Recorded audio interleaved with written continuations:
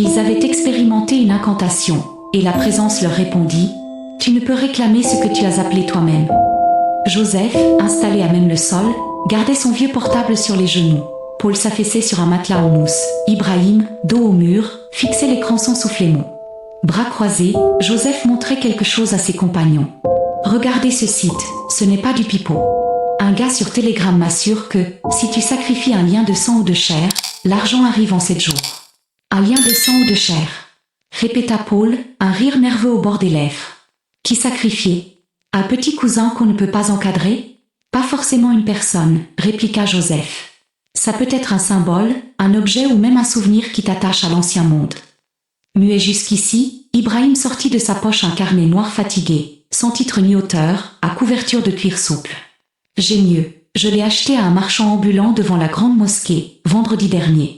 Et tu as payé combien ce grimoire? Lança Paul. 1000 francs. Le vendeur m'a dit que ce livre n'est destiné qu'à ceux qui savent ce qu'ils cherchent. Joseph s'en empara, tourna quelques pages, un titre tremblant, brun-rouge, l'échange de minuit rituel défendu aux profanes. Plus loin, une ligne soulignée, l'esprit reprend à hauteur de ce qu'il offre.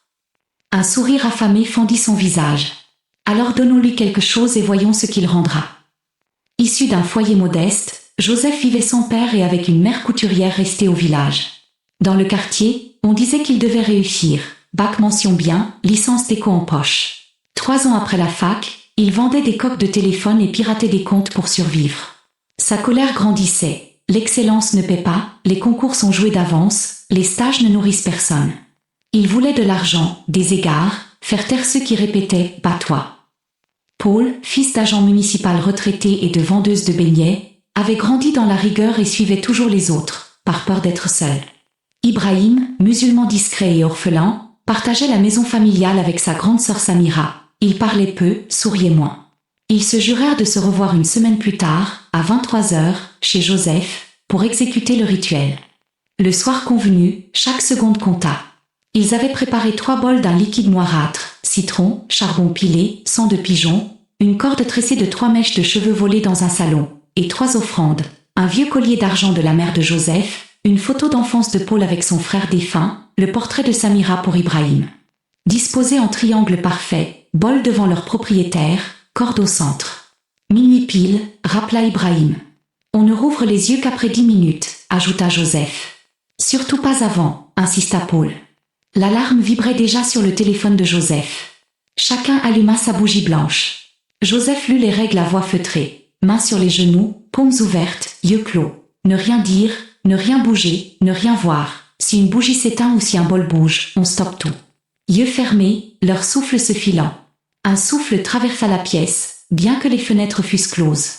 Les flammes vacillèrent. Paul, tremblant, sentit une présence respirer tout près. Un doigt effleura sa joue, puis un murmure « Tu m'as appelé ? Me voici ». Il craqua et ouvrit les yeux. La chambre semblait dilatée, murs reculés, plafond obscur. Son bol reflétait une silhouette dépourvue de visage, seulement une bouche immense souriante. Il referma violemment les yeux. À l'instant où le téléphone vibra, ils rouvrirent tous les paupières. La corde s'enroulait désormais en spirale autour des bols. Les bougies s'étaient rapprochées. L'eau noire était devenue rouge sombre. « Qu'est-ce que... » balbutia Joseph. « Je n'ai pas triché, jura Paul. » Ibrahim murmura, « Le triangle a été rompu. » Paul fuyait leur regard. Joseph tenta un sourire. « On est en vie, on verra demain si le ciel pleut des billets. » Paul voulut rentrer. Joseph craignit la rue, mais Paul quitta les lieux, laissant la porte entr'ouverte. Ibrahim demeura, contemplant la corde. Il est passé. Quelqu'un a ouvert. La porte claqua d'elle-même. Joseph frissonna. « Stop, Ibrahim. » Silence. Ibrahim tenait son bol, l'air fasciné. À l'aube, tout avait changé. Joseph trouva sous sa table de vente une enveloppe de 100 000 francs. Ibrahim découvrit, dans une vieille boîte de son père, 300 000 francs neufs. Paul, resté cloîtré, trouva dans sa sacoche une liasse de 100 000 francs qu'il n'avait jamais mise. 3 jours plus tard, réunion muette. Joseph posa son argent. Paul fit de même. Ibrahim ouvrit sa boîte pleine. Alors, souffla Joseph. Ça a fonctionné, reconnut Ibrahim. On reste discret, pas d'excès. Paul gardait un regard sombre. Je ne suis plus seul.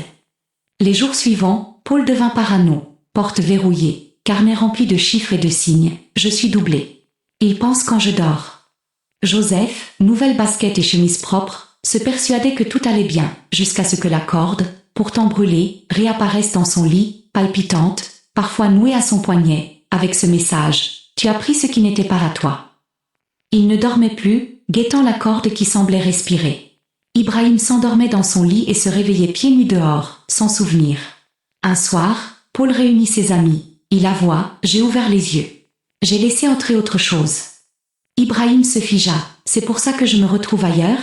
Tu nous as vendus. » Joseph tenta de calmer, mais Ibrahim quitta la pièce, les dents serrées.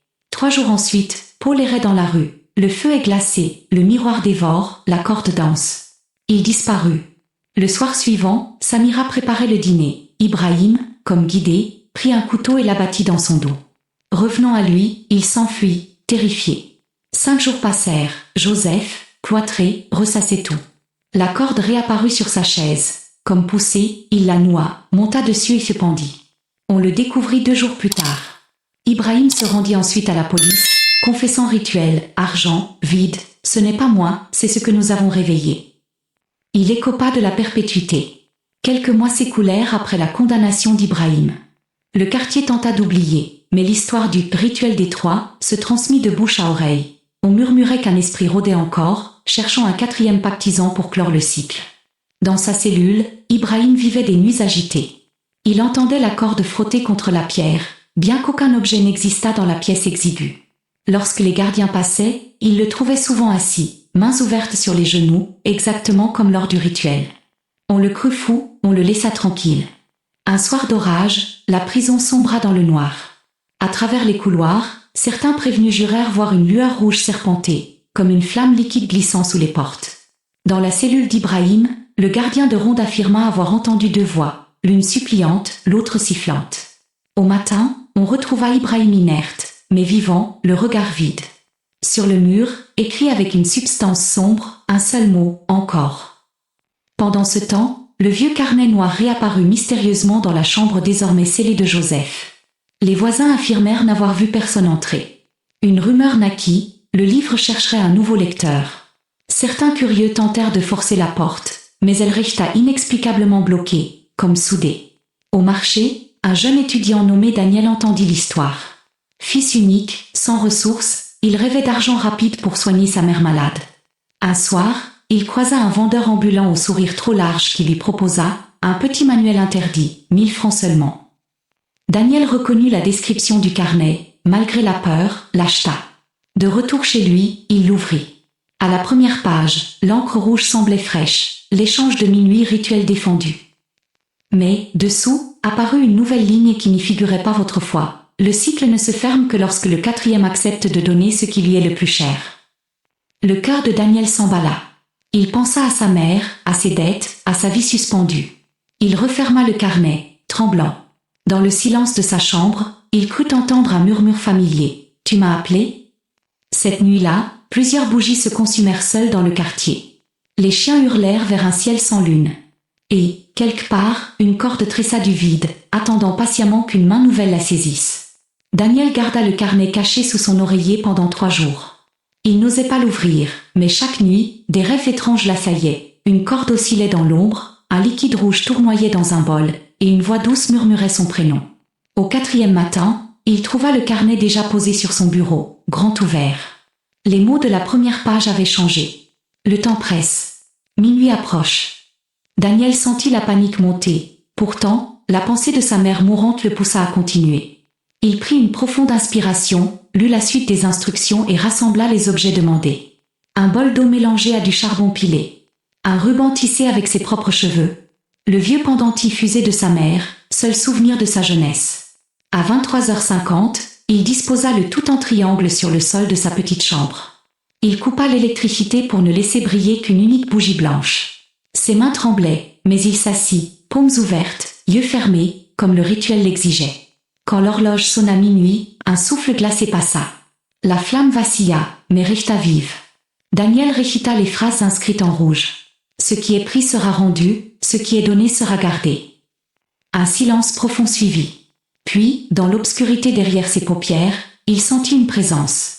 Elle n'était ni menaçante ni bienveillante, juste inévitable. Un chuchotement glissa à son oreille. « Que es-tu prêt à céder ?» Son cœur se serra. Il pensa à sa mère, à sa voix faible chaque matin, aux factures empilées. L'esprit comprit sans qu'il parle. Le ruban tressé se souleva tout seul et s'enroula autour du pendentif. Le liquide noir vira aussitôt au rouge sombre, pulsant comme un cœur. Daniel résista à l'envie d'ouvrir les yeux. Il se souvenait de l'avertissement. Il compta jusqu'à 600, lentement, puis la pièce retomba dans un calme lourd. La bougie brûlait toujours. Quand il rouvrit les yeux, le bol était vide, le pendentif et le ruban avaient disparu. Le lendemain, le médecin frappa à leur porte, brandissant un dossier. « Les analyses de votre mère sont rassurantes. La tumeur a diminué inexplicablement. » Daniel sentit ses jambes fléchir. L'après-midi, il reçut un appel d'un oncle lointain. Un héritage inattendu allait couvrir toutes leurs dettes. Tout semblait trop simple. Mais, à la tombée de la nuit, Daniel trouva un fil de corde étrange noué à sa poignée de porte. Il le retira, mais le lendemain matin, il était revenu, cette fois noué à son poignet pendant son sommeil. Une démangeaison persistante se logea dans sa tête. Et si le prix n'était pas encore payé? 3 jours passèrent. Sa mère allait mieux, riait même. Daniel faisait semblant d'être heureux, mais chaque nuit, la corde revenait, un peu plus serrée. Des marques rouges apparaissaient sur ses bras, comme si quelque chose tirait doucement. Une semaine après le rituel, Daniel se réveilla dans la rue, pieds nus, face à la vieille maison abandonnée du quartier. Sur le perron, le carnet noir l'attendait, couvert de poussière. Cette fois, la page d'ouverture portait une phrase différente. Le cycle n'est pas terminé. Offre ce qui t'est vraiment cher, ou reprends ce que tu as volé. Il comprit soudain. Le pendentif disparu n'avait pas suffi. La vie de sa mère valait plus qu'un bijou. Sa gorge se serra. Devait-il reprendre le cadeau qu'on venait de lui rendre? Était-il prêt à l'échanger contre sa propre liberté? Il hurla dans l'obscurité. « Qu'est-ce que tu veux ?» Le vent se leva et le carnet se tourna tout seul, page après page, jusqu'à s'arrêter sur une dernière ligne, à l'encre plus sombre que l'encre. Choisi avant la pleine lune. Daniel leva les yeux. Le disque pâle montait déjà dans le ciel. Il ne lui restait que 3 nuits. Dans les jours qui suivirent, le quartier s'inquiéta de voir Daniel errer, tirant sur la corde invisible qui lui lacérait les poignets. Des témoins jurèrent qu'en plein midi, son ombre se divisait en 2, comme si quelqu'un marchait derrière lui sans corps.